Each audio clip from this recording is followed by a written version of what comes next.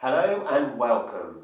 Now we have one of the greatest pro-life legends all the way from Ireland, Niamh Ui Bhrian, another great friend of March for Life UK. So Niamh works for the Life Institute and the Rally for Life, and she's been working for many years tirelessly to support women practically, to protect the unborn and to create a culture of life in Ireland. So Niamh, welcome to March for Life UK's Livestream 22. How are you? I'm great and brilliant to be part of it, though I don't know how I can live up to that intro, Ben. Well, you are a pro-life legend and you've inspired me many years. So what's the situation like in Ireland at the moment? Well, I suppose you're having your March for Life pretty soon, ours will follow pretty soon after that. And I think one of the things we're all looking forward to is being back in person, isn't it, Ben? I think everyone, COVID was never ending. It was 2 years where pro-life has actually managed to achieve a huge amount of things in terms of getting the message into the public square despite the restrictions, but still back together, marching on the streets, in our case on July 2nd, yours before that, and I think that's going to be amazing. So yes, well, the March for Life in London is going to be taking place in September. We've moved it to September now. So how have things changed in Ireland since the law has changed then, Niamh? Well, I'm afraid, of course, that's only bad news, Ben, because we've seen in every country in the world that when abortion becomes legal, the numbers, of course, start to rocket. And in Ireland, the number of abortions has doubled since abortion has been legalised. And these are really, really saddening figures. In the first year, we had this horrible figure, 6,666 abortions, something that really shocked everybody. And we've just been told in our parliament, in the Dáil, by one of the junior ministers for health that at least 21,000 abortions have taken place so far since abortion was made legal in Ireland. And that is 21,000 tragedies. 21,000 babies killed, their mothers denied the real help and support that they needed in order to continue with their pregnancies. And it's this shocking reality of repeal that we warned voters would happen and that the government denied would happen during the referendum. Voters were promised that abortion would be rare. And instead of it being rare, we've seen these really horrifying numbers that have, of course, shocked many people who kind of reluctantly voted yes to legalize abortion, who were told that if they didn't, women would die, and who were just heard this non-stop propaganda in the media, who really led the campaign to repeal the Eighth Amendment, that abortion was necessary, but that it would be rare. And instead, we're seeing these horrific numbers, and we're seeing other horrific outcomes, sadly, such as late-term abortions taking place. And we're seeing doctors telling researchers here in UCC, in University College Cork in Ireland, that after performing late-term abortions, they felt that they had stabbed a baby in the heart, that they were getting sick in the corridor. These tremendously disturbing outcomes that it came as a direct consequence of repealing the Eighth Amendment. And of course, they're getting very little media attention because now that abortion has been legalized, the media doesn't want to concentrate on the reality of it at all. So what's happening, though, I think side by side with all these terrible outcomes, with these really sad stories, which are exactly what, unfortunately, the pro-life movement said would happen if the eighth was repealed, is that the pro-life movement, of course, has not gone away, and that you're seeing incredible work on the front line by groups like Gianna Care, who provide assistance to women with unexpected pregnancies, and these beautiful stories of the babies they've saved, of groups like Every Life Counts, who in particular offer support to families where the baby has a life-limiting condition. And when we realize that the recorded statistics in countries like your own show that 90% of babies with disabilities, even with disabilities like Down syndrome, are being aborted, the work of groups like Every Life Count is so important, because what studies have shown is when you provide parents with the correct support and care, something that Every Life Counts does in these situations, you see a reversal of that figure. And it's astonishing, because they're finding that when they can reach parents and offer parents support, in fact, 90% of parents continue with their pregnancy, of the parents they offer support to. And then you're seeing other tremendous outcomes, like, that pro-life TDs are increasing their numbers, that pro-life senators are becoming increasingly outspoken, and that the pro-life movement is determined to continue shining a light on these horrific outcomes. And Life Institute has ran a very high-profile billboard campaigns, kind of waking up people to the reality of what's happening. And we're looking at the same over the summer of action, including the Rally for Life, of course, on July 2nd, where we'll be back in person to highlight what's happening and to make TDs answerable to what's happening under the abortion regime. So just reflecting back on one of the points you've made about the practical support that you're giving women, in the UK at the moment there's a fresh push to have national buffer zones put into place. Is there any kind of threat of that at all in Ireland? Or are you able to be outside abortion centres or hospitals to give practical support to women who are going into these places? But just like in the UK, there's a very strong push coming from the media and from, in particular, Sinn Féin, TDs and senators, but to be honest, right across the political spectrum, to criminalise anybody who even prays outside an abortion clinic. Yes. Any kind of action that might be seen as reaching out to a woman to offer her a better option than abortion. A lot of politicians, and certainly a big media push behind it, want to not just outlaw, but to criminalise it. So to make it a criminal offence to do this, and they have fines and other punishments attached to that. Now, one of the problems they have here in Ireland, of course, is that they're running up against our constitution, and there's a constitutional right to protest or to peacefully gather. And I think that's going to stand to the people who are doing these amazing outreaches, who are simply gathering in prayer or to gather peacefully to offer women a better option than abortion. And it's been very interesting here, because one of the things that was established after the repeal of the age was GRIPT, which is a media outlet I also contribute to. Very good. Yeah, they're doing amazing investigative work. Gary Kavanagh of GRIPT looked at the claims that were being made by pro-abortion groups like Together for Yes, and they were making these very outlandish claims that women were being intimidated and threatened by pro-life protesters or pro-life prayers at hospitals. And using freedom of information requests and other investigative work, he discovered, in fact, that none of the hospitals had received complaints from either staff or women about pro-life protests or prayers. So it really blew that claim out of the water. It was an incredible piece of work, much like I'm sure what's happening over there, that the media and abortion campaigners make these claims, and if someone bothers to investigate, which the rest of the media should be doing, it was left to GRIPT to do it in this instance. A lot of the time those claims are seen to be fake. Some of the claims are outrageous as well. I mean, not even being able to say the word mother or to pray, like just outside an abortion centre, or whatever, these simple words which are just such a violation of like our human rights, of the right to talk, the right to speak, freedom of speech, religious freedoms. So yes, it's a real challenge, and we must be challenging these at all times. So you would wonder, wouldn't you, why? Why is it that a lot of abortion campaigners and their supporters never want women to hear about a better option? Why is that? Like, what's at the heart of that? Because even most people who perhaps voted yes in the referendum in Ireland, they don't see abortion as a good thing. Nobody except for the extremists, the campaigners, the people who profit from abortion, sees it as a good thing. And I think that's a question for those people and for the media who are supporting them, is that why would you not want a woman to be offered another option? Even if you don't think it's a better option, why at least would women not be allowed to be given that choice? And I think that's, it's very obvious why they think. Are they really pro-choice, Niamh? Are they really pro-choice? That's the question, isn't it? Yeah, they're really pro-choice. So what's the mood of the pro-life movement in Ireland at the moment? I mean, is there hope? Absolutely. And I think one of the things, of course, that has cheered the movement globally is this tremendous news coming out of the United States that after 50 years, it looks as if, the terrible judgment in Roe versus Wade in 1973 looks set to be overturned.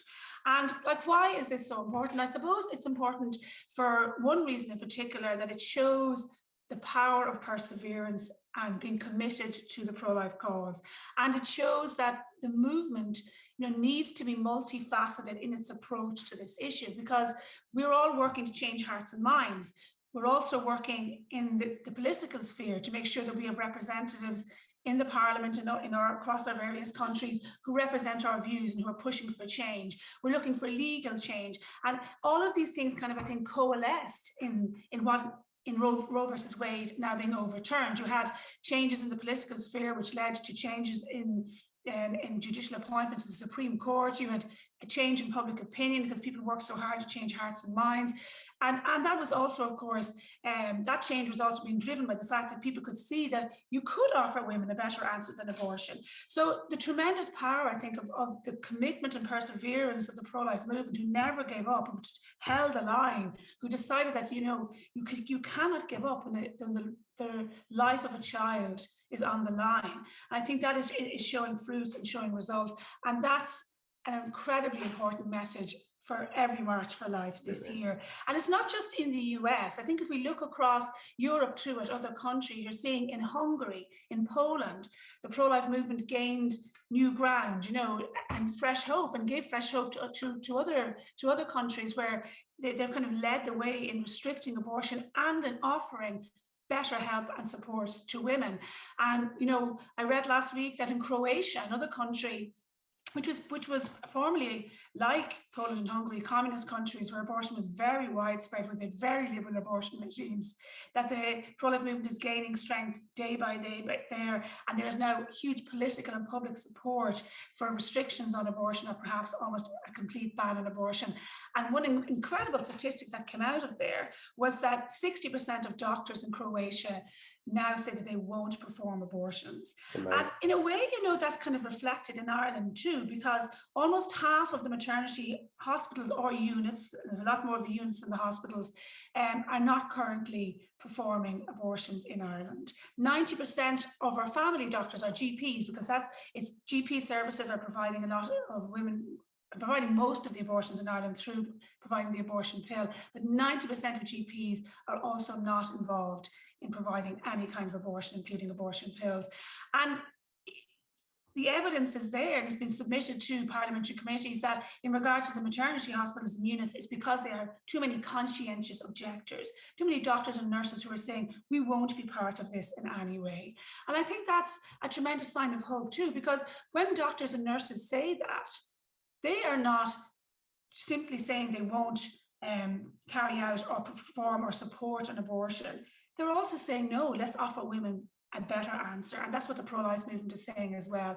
And while the numbers are horrific, while some of the outcomes are horrific too, and while we've lost at least 21,000 babies to this abortion regime, and that is such a tragedy, what we can see is that our determination to keep shining a light on what's happening, our determination to keep offering women a better answer than abortion will eventually bring us with that perseverance and hope and commitment and defiance. I think it's a great word that Jonathan Van Maren, who you've often spoken to yourself, uses, this defiance we have in the face of what's happening with abortion, to say, no, we won't accept this, and we will keep demanding that the truth is revealed, and we will keep demanding a better answer, that we will also achieve what's being achieved in the US, in Croatia, in Hungary and elsewhere where abortion is overturned. Absolutely, Niamh, yes. I mean, the abortion industry never stops, so we can never stop. And I think there is momentum at the moment, and across the pro-life movement, across the world at the moment, and I think we can take inspirations from lots of different countries. But the fight is raging, and we need to be really ready for this. And can I say to that I would add to, I think, this momentum, this resurgence of hope and defiance, what you're doing in the UK, Ben, because the March for Life is a new enough initiative. Are you 6 years, 7 years now? Yeah, about that. 6, 7 years. And you observed that there was a need for the visibility and the defiance and the hope that the March for Life offered, and you came together and you made it happen. And that's all part, I think, of this great momentum behind the pro-life movement. Yep. That's building because we are a movement who is determined to end abortion and to give women a better answer. I think that's why it's happening. So Niamh, Rally for Life is around the corner. Yeah. We're all excited about it. So can you tell us a little bit more about what's happening? So gathering in Parnell Square, Dublin, 1:30 p.m. We're hoping to head to begin the march on time at 2 p.m. Irish people tend to be stragglers, you know, so they come a little bit late, everything starts late. But everyone's really excited about it. Like, we had lots and lots of local rallies during COVID, and they were tremendous. I think 55 local rallies last year. So this year we're telling people to go home from the Rally for Life and carry on with those local rallies. Yes. So the rally is never just a standalone event. You know, around it we have lots of things: documentary launches, online films, interviews, events for young people, mini conferences happening, and this year will be no different. But I think what's really important is that people go home from the rally with the posters, the equipment, and the fire and the energy to carry on that pro-life visibility, holding local events, etc., in their own communities, in their own towns and cities and villages for right over the summer. And that's really important this year, because we're meant to be having, the government is holding a review of the abortion law this year. And I have to tell you, so far it just looks like a complete whitewash, a cover-up. They're appointing abortion-friendly chairs, researchers to the thing. It doesn't look like they really seriously want to look at the shocking rise in the numbers and what happened with late-term abortions and what happened in the tragic baby Christopher case, where a baby was misdiagnosed with trisomy 18 and aborted, and later tests found there was nothing wrong with the baby. Looks like they don't want to examine all of that. So part of the Rally for Life and the summer of action that surrounds it is to hold our parliamentarians, our TDs, the equivalent of your MPs, to account by making the movement and the message visible and vocal, and saying this review has to actually look at the horrific outcomes of the regime, and we demand that something is done, like to bring down the number of abortions, to offer women better answers, to stop late-term abortions, that concrete steps are taken. So is there a theme? Is there a way that we can get involved at all? Social medias, websites? Give us some pointers, Niamh. Brilliant. And one of the wonderful things, of course, about the internet and about the web is that we can support and share each other's messages. You know, it doesn't matter if it's in Venezuela or Dublin or whatever. We can all share each other's videos, share each other's hashtags, and the hashtags Rally for Life and hashtag Rethink Abortion are the important hashtags for us this year, because we are saying, look, the 4 years since repeal, 3.5 years since abortion was legalized, and already the outcomes are horrific. It's time for people to rethink abortion. We can see ourselves, a lot of people who voted yes, and they message us, they put up their own posts on Facebook saying, I didn't vote yes for this. This is horrific. I didn't think it would lead to this. So everybody's watching this. Get online on the 2nd of July. You can follow our Facebook page, Rally for Life, our Life Institute, on Twitter, Instagram, everywhere else. Share the videos, share the pictures, and we would be delighted to do the same for you, because we're a global movement looking for positive change, looking to make abortion unthinkable and to offer better answers for women. And hey, Niamh, it's quite cheap as well, just to jump on a plane over to Dublin as well, isn't it? Yeah, so we can go over and support each other. I know March for Life are coming over to Dublin. Brilliant. Yeah, so, and it's get online and get get a cheap flight and get over to Dublin and support. Absolutely, and there'll be a good after party. So we'll all. Oh yes, there's always a good after party. Okay, well, Niamh, thank you ever so much for being with us today, and thank you for inspiring us. And yes, the fight is real, but there is hope. And we say this at March for Life, and I know you say it at Rally for Life. When we come together on such a big event, it just gives us that fire in the belly to march for life on a daily basis. So yes, we need to march daily, not just for one day a year, but every single day, trying to create this culture of life. And so thank you, Niamh. All the best for Rally for Life. And yes, we're back over to the stream.